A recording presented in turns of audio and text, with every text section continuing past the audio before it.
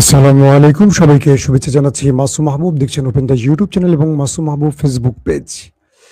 পৃথিবীর যে প্রান্ত থেকে যারা দেখছেন সবার জন্য আজকে বেশ কিছু ব্রেকিং খবর রয়েছে। মোজাম্বিক থেকে মফিজ ভাই, কি অবস্থা আপনাদের ওখানে? আমাদের বাংলাদেশিরা মোজাম্বিকে কেমন আছে জানাবেন। অদূত মোল্লা কলকাতা পশ্চিমবঙ্গ থেকে দেখছেন। ওকে, আজকে আর কোনো নাম বলবো না, যদি প্রশ্ন থাকে ভালো করবেন। গুরুত্বপূর্ণ কয়েকটি খবর দিতে চাই। সকালে লাইভের শেষ অংশে বলেছি ইরানে বড় হামলা করেছে আমাদের নেতা কাকুর দেশ এবং আমেরিকা।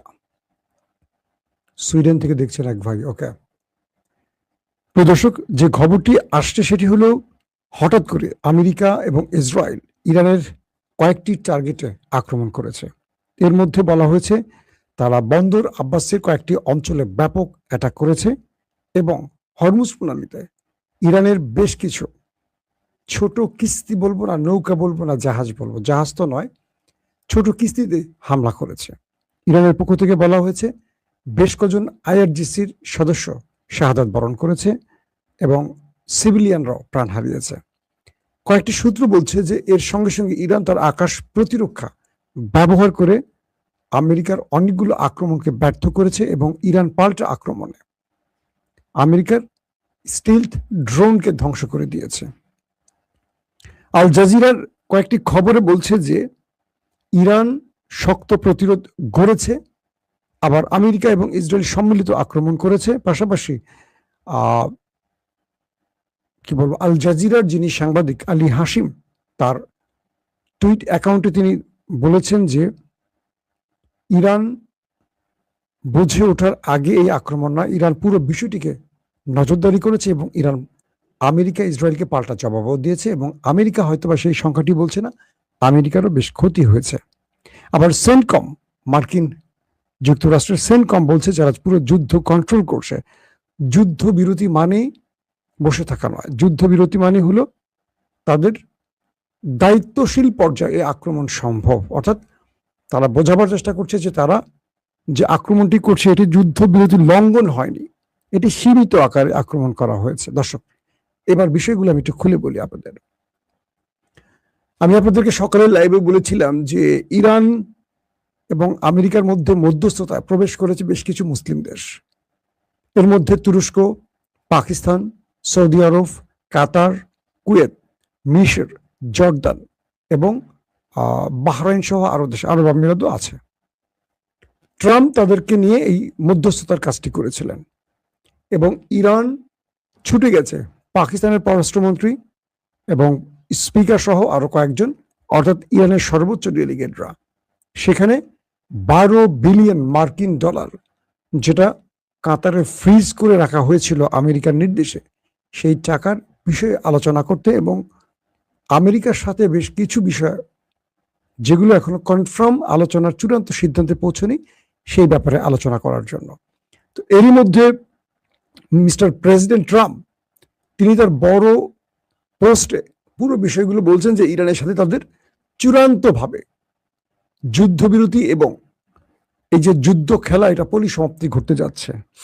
তো এই বিষয়টি তিনি পজিটিভলি পোস্ট করেছেন এবং মুসলিম দেশগুলোকে বলেছেন যে ইরানের সাথে আমাদের এই আলোচনাটি সফলতার দিকে যাচ্ছে এবং যুদ্ধ বন্ধ হবে।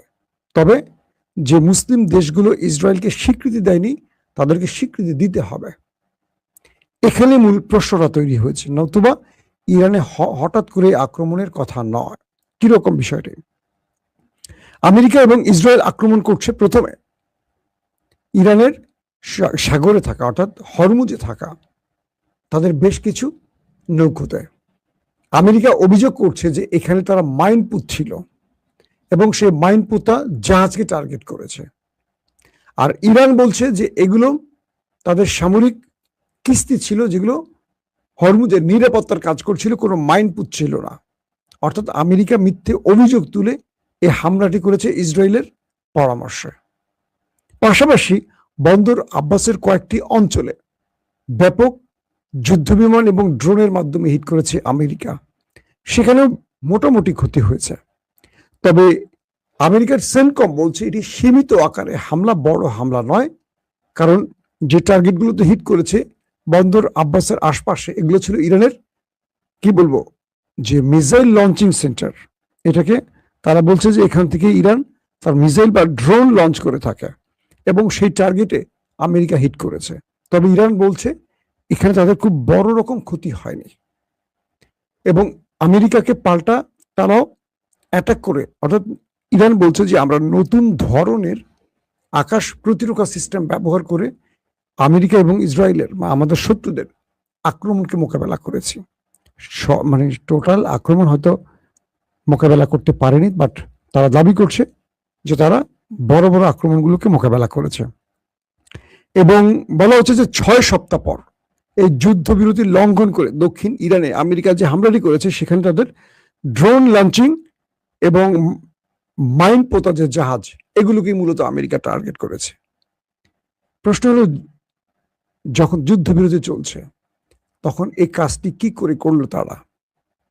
তার মানে যুদ্ধবিরতির মধ্যে আজ সকালে আমি লাইভে যে খবরটি দিয়েছিলাম যে আমেরিকা বারবারই প্রতারণা করতে পারে বা করছে, এটা ইরান দাবি করছে এবং আজকে ইরানের পক্ষ থেকে বলা হয়েছে আমেরিকা আবার তার চেহারা দেখালো। অর্থাৎ তৃতীয়বার আলোচনা চলাকালীন সময় ইরানে আবারও আমেরিকা হামলা করেছে এবং এটি প্রমাণ করে আমেরিকা শান্তিপূর্ণ সমাধান চায় না। কে বলছে? ইরানের রাষ্ট্রীয় গণমাধ্যমে তাদের গুরুত্বপূর্ণ রাষ্ট্রীয় কর্তৃপক্ষ তারা বলছে যে আমরা এটার শক্ত জবাব দেব, অর্থাৎ যে কোনো সময় আমরা ইরানের পক্ষ থেকে আমেরিকার উপর পাল্টা আঘাতের খবর পেতে যাচ্ছি, এটা কনফার্ম। এবং ইরান বলছে যে আমরা আমাদের উপর যারা আক্রমণ করেছে তাদেরকে ছেড়ে দেব না। আর আমেরিকার মার্ক রুবিও বলছেন, তিনি আজকে দিল্লির সফরে আছেন, তিনি বলছেন ইরানকে হরমুজ ত্যাগ করতেই হবে।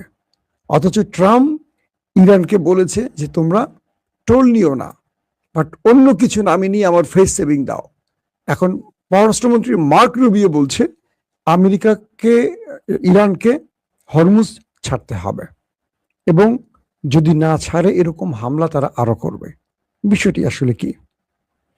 আবার ডোনাল্ড ট্রাম্প বলছে যে আমরা ইরানের ইউরেনিয়াম ছাড়ব না, আমাদেরকে যে কোনো ভাবে এই ইউরেনিয়াম ইরানকে দিতেই হবে। অথচ আগের পোস্টে বলছে কি, আগের খবরে কি বলছে ট্রাম্প? আমেরিকা না হোক অন্য কোনো দেশের হাতে দিলেও চলবে, সেটা চীন হলেও চলবে। এই পরিস্থিতিতে এখন দুই দেশের মধ্যে এই পরিস্থিতি আবার যুদ্ধের দিকে যাচ্ছে, এটা বলা যাচ্ছে। পাশাপাশি ইরান যে বলছে তারা আকাশ প্রতিরক্ষা ব্যবস্থা ইউজ করেছে নতুন ধরনের, এতে করে আমেরিকার বেশ কয়েকটি ড্রোনকে ভূপাতিত করার দাবি করেছে ইরান। দর্শক, এখন আসি আমরা একটু ইন্টারনাল কিছু খবরে। আসলে কি হয়েছে? যখন ডোনাল্ড ট্রাম্প মুসলিম রাষ্ট্রগুলোকে বলেছিল, সৌদি আরব, কাতার, কুয়েত সহ বাকি দেশগুলোকে বলেছিল তোমরা ইরানকে ইসরায়েলকে স্বীকৃতি দাও, আব্রাহাম অ্যাকর্ড অনুযায়ী তোমরা ইসরায়েলকে স্বীকৃতি দাও। সৌদি আরব কাল রাতে জানিয়ে দিয়েছে তারা ইসরায়েলকে স্বীকৃতি দেবে না। সৌদি আরব যখন জানিয়ে দিয়েছে, সঙ্গে সঙ্গে বাকি দেশগুলো একই সিদ্ধান্ত গ্রহণের কথা আমেরিকাকে জানিয়ে দিয়েছে যে তারা কোনোভাবে ইসরায়েলকে স্বীকৃতি দেবে না। এই খবরে চেতে গেছে মার্কিন প্রেসিডেন্ট ডোনাল্ড ট্রাম্প। বলা হচ্ছে যে আমেরিকা ইসরায়েল ইরানে এই হামলাটি করার পেছনে মূল কারণ এটি হতে পারে যে বাকি মুসলিম দেশগুলো কেন ইসরায়েলকে স্বীকৃতি দেবে না। কারণ বিবি বুঝছেন তো, আমাদের গ্রাম অঞ্চলে বিবি বলা হয় স্ত্রীকে বা দাদিকে। বিবি ফাতেমা, আমার ফুফুদেরকে দেখতাম ডাকতো বিবি ফাতেমা। তিনি মারা গেছেন আমার ফুফু, যদিও, তার জন্য দোয়া করবেন। তো বিবি হলো নেতানিয়াহুর ডাক নাম। মিস্টার ট্রাম্প তিনি বিবিকে কথা দিয়েছিলেন আরবের কাছ থেকে স্বীকৃতি এনে দেবেন। আচ্ছা, আমার প্রশ্ন হলো আরবের কাছ থেকে স্বীকৃতি এনে দেওয়ার জন্য ট্রাম্প এত ব্যস্ত কেন? কেন ট্রাম্প ইসরায়েলের শর্ত মেনে আরবকে চাপ দিচ্ছে বা আরবকে শিক্ষা দেবার জন্য ইরানে হামলা করছে? বিষয়টা কি আসলে? ট্রাম্প তৃতীয় দফা আলোচনা চলাকালীন এবং নিজে যখন বলছেন যে এই আলোচনার মাধ্যমে একটি সমাধানের পথ আমরা খুঁজে পেয়েছি, তখন তিনি আক্রমণটা করে আবারও পৃথিবীকে, মধ্যপ্রাচ্যকে, মিডল ইস্টকে যুদ্ধের দিকে নিয়ে যাচ্ছেন বা নিয়ে গেলেন। এখন ইরান যখন আবার মার্কিন জাহাজকে বা ইসরায়েলকে টার্গেট করে হিট করবে, তখন কি করবে? পাশাপাশি আমেরিকা যে হামলা করলো ইরানে, কোন দেশের কোন ঘাঁটি ব্যবহার করেছে এটা এখনো ফ্লাশ করেনি ইরান। বলা হচ্ছে এই টার্গেটগুলোতে ইরান আক্রমণ করতে পারে, কারণ ইরান কথা দিয়েছে যেই দেশ আমার শত্রুকে ঘাঁটি ব্যবহারের অনুমতি দেবে সেই দেশ আক্রান্ত হবে। এখন আমরা দেখতে চাই কোন দেশ স্বীকৃতি সুযোগটি তৈরি করে দিল কারা আক্রান্ত হয়।